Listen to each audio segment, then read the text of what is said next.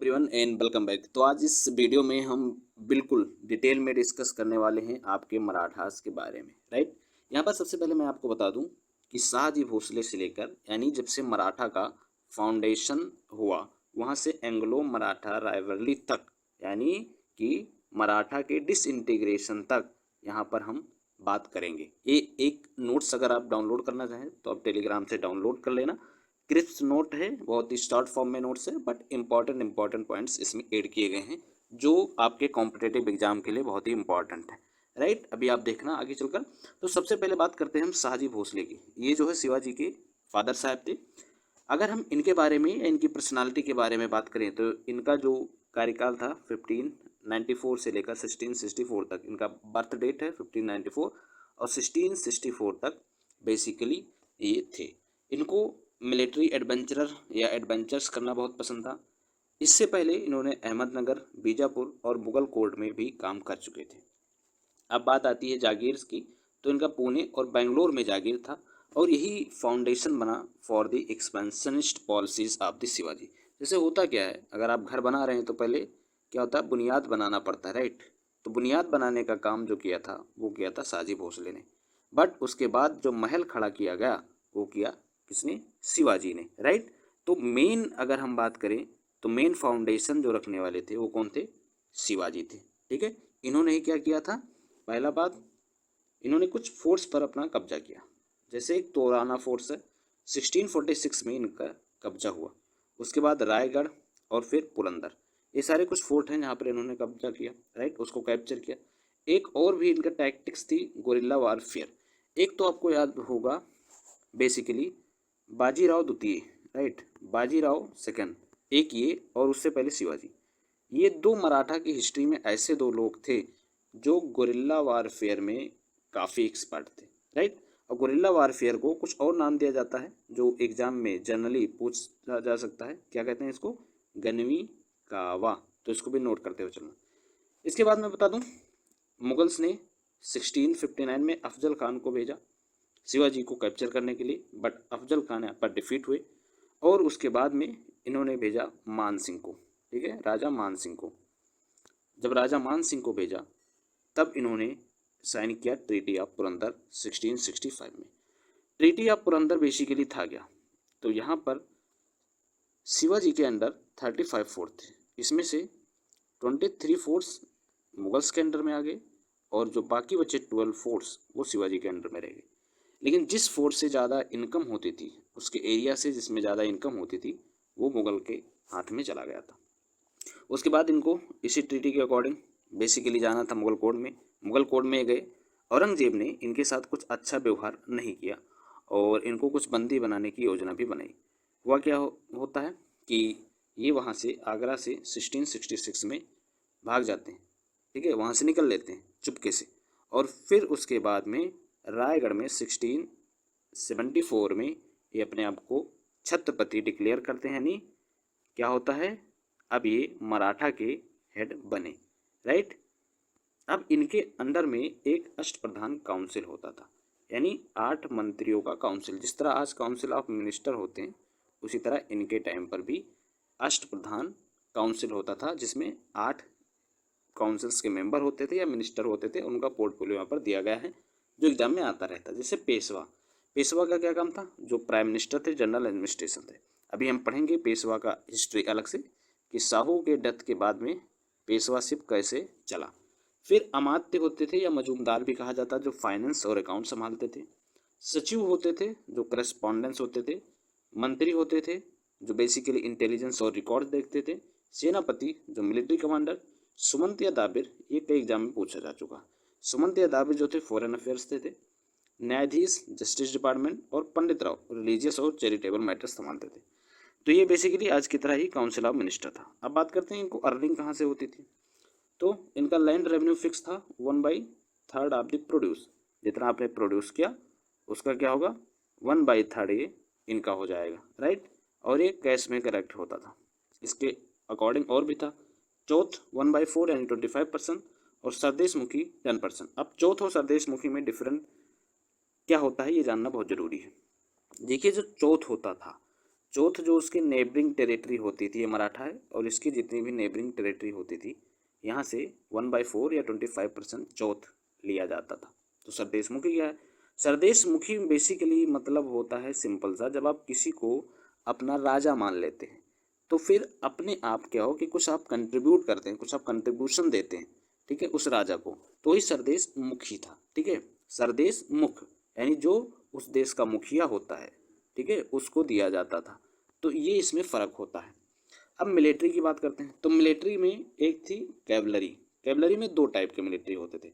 एक होता था पग यानी जो पैदल सैनिक होते थे, ठीक है, नहीं सॉरी पेड होते थे। जो पगा था, ठीक है, इनको क्या था, ये पेड था, इनको पैसे दिए जाते थे।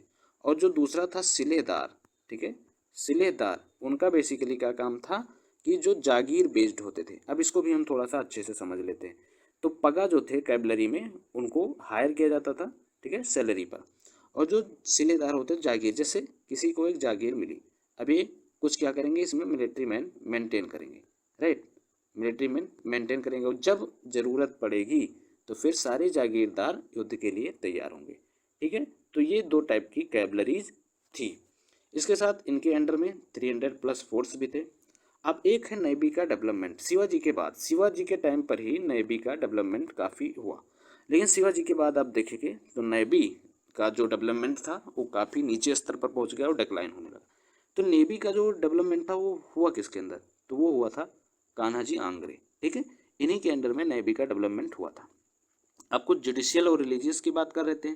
तो न्यायाधीश जो होते थे, जो आपके न्यायाधीश होते थे, वो सिविल लॉ देखते थे, और जो पंडित राव होते थे वो बेसिकली आपके रिलीजियस लॉ देखते थे। तो ये भी इंपॉर्टेंट है कि सिविल लॉ कौन देखता था, रिलीजियस लॉ कौन देखता था। तो पंडित राव रिलीजियस लॉ और न्यायाधीश सिविल लॉ। रिलीजियस टॉलरेंस की बात करें तो टॉलरेंस जो था वो मराठा एम्पायर में काफ़ी था। शिवाजी के टाइम भी टॉलरेंस एटीट्यूड ये लोग एक्वायर करते थे, अपनाते थे। अब कुछ सेंट थे जैसे तुकाराम और रामदास, ये भी याद रखना है कि ये भी मराठा से एसोसिएटेड है। इस पर क्वेश्चंस यूपीएससी में भी, प्रीलिम्स में भी आ चुका है, राइट। अब शिवाजी के बाद में सक्सेसर कौन आते हैं ये याद रखना। तो शिवाजी के दो बेटे, ठीक है, एक तो संभाजी और दूसरे जो थे वो थे राजा राम। ओके, कौन थे, एक संभाजी और एक राजा राम। संभाजी की डेथ हो गई, एग्जीक्यूट कर दिया गया था उनको बाय द औरंगजेब, कैप्चर करके। ठीक है, और फिर उसके बाद में आते हैं राजा राम। तो राजा राम क्या हुआ जो, और फिर उसके बाद में राजा राम आते हैं। राजा राम कुछ रेजिस्टेंस जो है मुगलों को दिए, लेकिन वो भी संभाल नहीं पाए। ठीक है, फिर क्या है, संभाजी का बेटा साहू, ठीक है, संभाजी का बेटा साहू को मुगल्स ने कैप्चर कर लिया था। फिर राजा राम की भी डेथ हुई। तो ताराबाई ने क्या किया, जब तक औरंगजेब की डेथ हुई तब तक इन्होंने ही, ताराबाई ने एज अ रेजेंट, ठीक है, as a regent of Shivaji second, ये भी याद रखना, Shivaji second as a regent इन्होंने काम किया और एम्पायर को संभाला। ठीक है, अब आते हैं, बात करते हैं साहू की। ठीक है, अब जब साहू, उसके डेथ के बाद किसके, औरंगजेब का डेथ हुआ।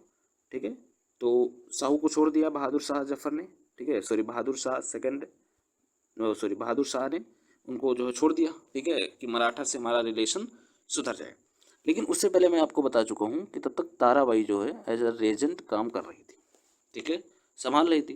तो अब पावर कौन छोड़ना चाहेगा, और उधर साहू भी छूट चुके थे, तो मेन तो इन्हीं का होना चाहिए, राइट। बट हुआ क्या कि ताराबाई जो थी वो पावर शेयर करने से इनकार कर दी, तो सिविल वार हो गया। अब सिविल वार होगा तो यहीं पर जो उनके प्राइम मिनिस्टर थे या पेशवा थे बालाजी विश्वनाथ, इनका रोल आ जाता है। तो बालाजी विश्वनाथ की हेल्प से क्या किया कि एम्पायर को दो पार्ट में बांट लिया, और जो कोल्हापुर वाला एरिया था, ठीक है, नोट करना, कोल्हापुर वाला एरिया था वो ताराबाई को दे दिया गया। बाकी का जितना एरिया था या पार्ट था वो साहू के अंडर में आ गया। अब बालाजी विश्वनाथ 1713 से लेकर 1720 तक थे। इन्हीं के टाइम से समझ लो पेशवाशिप जो हेरिडिटरी बन गया और कॉन्फेडरेसी बनने लगी। अब जब साहू की डेथ होती है 1749 में, तब फिर क्या होता है, पेशवाशिप शुरू हो जाता है। ठीक है, उसके बाद में कोई जो है बेसिकली आपके राजा नहीं बनता है और पेशवाशिप शुरू हो जाता है। पेशवा एरा कहाँ से कहाँ तक चला, पहले ये जानना जरूरी है। तो 1713 यानी बालाजी विश्वनाथ से 1761 यानी battle of Plassey, sorry battle of Panipat, ठीक है, battle of Panipat, third battle of Panipat तक चला, ठीक है, अहमद शाह अब्दाली और मराठा के बीच में जो हुआ था, ठीक है, तो यहाँ तक चला। फिर आते हैं बाजीराव फर्स्ट। बाजीराव फर्स्ट ने नॉर्थ इंडिया में थोड़ा एक्सपेंशन किया और निजाम को हराया। फिर आते हैं बालाजी बाजीराव। इनके टाइम पर कॉन्फेडरेसी बन चुकी थी होलकर, सिंधिया, भोंसले और गायकवाड़ में। मतलब क्या था कि जो है मराठा एम्पायर अब डिवाइड हो चुका था, ठीक है। 1761 में थर्ड बैटल ऑफ पानीपत होता है और यहाँ पर अहमद शाह अब्दाली के द्वारा मराठा की हार होती है और ये एक इंडिया की हिस्ट्री में टर्निंग पॉइंट बन जाती है, क्योंकि मुगल्स के बाद एक मराठा ये ऐसे थे जो एक ऑल इंडिया एम्पायर बना सकते थे, लेकिन ऐसा नहीं हुआ। 1761 में एक अफगान ने आकर, अहमद शाह अब्दाली ने आकर इनको हरा दिया। तो फिर क्या हुआ कि जो उनकी प्रेस्टीज थी वो बिल्कुल मिट्टी में मिल गई। फिर 1761 से थोड़ा बहुत रीऑर्गेनाइजेशन होता है मराठा का 1772 तक। माधवराव थोड़ा बहुत मराठा का फॉर्चून बेसिकली स्टोर करते हैं, लेकिन उसके बाद उनके डेथ के बाद जो कॉन्फेडरेसी थी वो ऑटोनॉमस बन जाती है, यानी जो होलकर, सिंधिया ये सब उनका साथ देते थे, अब ये अपना अपना पावर शेयर करने लगे। जिस तरह से मुगल्स का जो अवध के थे, हैदराबाद के निजाम थे, ये सब साथ देते थे, बाद में क्या हुआ कि धीरे धीरे खुद इंडिपेंडेंट हो गए, उसी तरह ये भी इंडिपेंडेंट होने लगे। अब मिल गया मौका किसको? ब्रिटिश को। तो चांस ढूंढ रहे थे, माधवराव के डेथ के बाद में इनको चांस मिल गया। रघुनाथ राव या रघुबा बनना चाहते थे नेक्स्ट पेशवा, बट ये कॉन्फेडरेसी को मंजूर नहीं था। अब ये चले गए अंग्रेजों के पास में कि हमें हेल्प करिए, सैनिक दीजिए और हम आपको उसके बदले में कुछ ना कुछ देंगे। फिर क्या हुआ कि इनका ट्रीटी ऑफ सूरत हुआ, ठीक है, अंग्रेजों के साथ ट्रीटी ऑफ सूरत हुआ। अब अंग्रेजों से और ब्रिटिशर्स से काफ़ी झड़प हुई और फर्स्ट एंग्लो मराठा वार में ब्रिटिशर्स डिफीट हो जाते हैं और तब होता है ट्रीटी ऑफ सालबाई, ठीक है, 1882 में ट्रीटी ऑफ सालबाई होती है।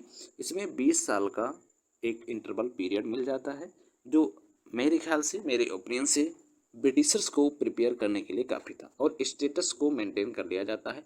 इट मीन जो पहले से था वही हुआ, कुछ भी चेंज नहीं हुआ after the battle. Second battle 1803 से 1806, यहाँ तक आप देखेंगे तो 20 ईयर्स कंप्लीट हो चुके हैं। यहाँ पर ट्रीटी ऑफ बसेन एक कारण था और उसके बाद में ब्रिटिश ने यहाँ सिंधिया और भोसले को हरा दिया, 2 हार चुके हैं। थर्ड बैटल 1817 और 1818 में रिवोल्ट ऑफ बाजीराव द्वितीय, ये चले गए थे ब्रिटिशर्स के पास में। क्यों? क्योंकि इन्होंने सिंधिया के बेटे को मार दिया था। फिर यहाँ पर पेशवाशिप का एंड होता है इसी बैटल से और कॉन्फेडरेसी डिजॉल्व हो जाती है। अब कुछ एडमिनिस्ट्रेशन जो कैरी आउट किया गया पेशवा के अंदर में, उसको भी समझना जरूरी है। तो बेसिकली जो पेशवा हैं वो डी फैक्टो रूलर बन गए थे, जो मैंने अभी आपको बताया साहू के डेथ के बाद। रेवेन्यू वैसे ही था, चौथ और स्वदेश मुखी पर ही ज़्यादा थे। कॉन्फेडरेसी में होलकर, सिंधिया, गायकवाड़, भोसले ये सेमी इंडिपेंडेंट हो चुके थे। वीकनेस इसकी थी आपस में डिसयूनिटी होना, जागीरदारी पर ज़्यादा डिपेंडेंस होना, जैसे मैंने बताया सिलेदार का। फिर मिलिट्री में ज़्यादा इंप्रूवमेंट न करना और शिवाजी के बाद नेवी का वीक हो जाना। अगर इनकी लेगेसी की बात करें तो मुगल डिक्लाइन के बाद यही एक ऐसा पावर बचा था मराठा जो उनकी जगह ले सकता था, but due to internal conflict ऐसा हो नहीं पाया, ठीक है। इन्होंने ब्रिटिश एक लार्जेस्ट इंडियन एम्पायर बनाया बिफोर द ब्रिटिश कॉन्क्वेस्ट और फिर उसके बाद हिंदू और इस्लामिक प्रैक्टिसेस यानी यहाँ पर टॉलरेंट पॉलिसी अपनाया और ये फेल हो गए किसकी वजह से? यूनिटी की वजह से और मॉडर्न वारफेयर में इम्प्रूवमेंट ना कर पाना, जिसकी वजह से फेल हो गए। यहाँ कुछ टाइमलाइन दी गई है, आप नोट डाउन कर सकते हैं। शाहजी का जन्म कब हुआ, शिवाजी का कब हुआ, तोरना फोर्ट, कोरोनेशन कब हुआ, शिवाजी की डेथ कब हुई 1680 में, संभाजी का एक्सक्यूशन 1689 में, औरंगजेब और रिलीज ऑफ साहू 1707 में, ठीक है। 1713 में वो बने, 1720 तक रहे, 1720 से 40 तक बाजीराव फर्स्ट रहे, 1761 थर्ड बैटल ऑफ पानीपत हुआ। ये सारे कुछ टाइम लाइन है जो आपको याद में रखना होगा। आई होप कि ये जो है शुरू से पूरे मराठा एम्पायर को मैंने एक कवर कर दिया है, प्रॉपर नोट्स के साथ आपको मिल जाएगा। आप टेलीग्राम चैनल ज्वाइन कर सकते हैं, मिनी होर IAS करके चैनल है और इसमें कुछ इंपॉर्टेंट पॉइंट्स ही लगाए गए हैं जिससे काफ़ी क्वेश्चंस बनते हैं। तो इसको इन तक जरूर देखिएगा और रिवाइज जरूर करिएगा इस सीट को। सो मिलते हैं नेक्स्ट वीडियो में, तब तक के लिए बाय बाय।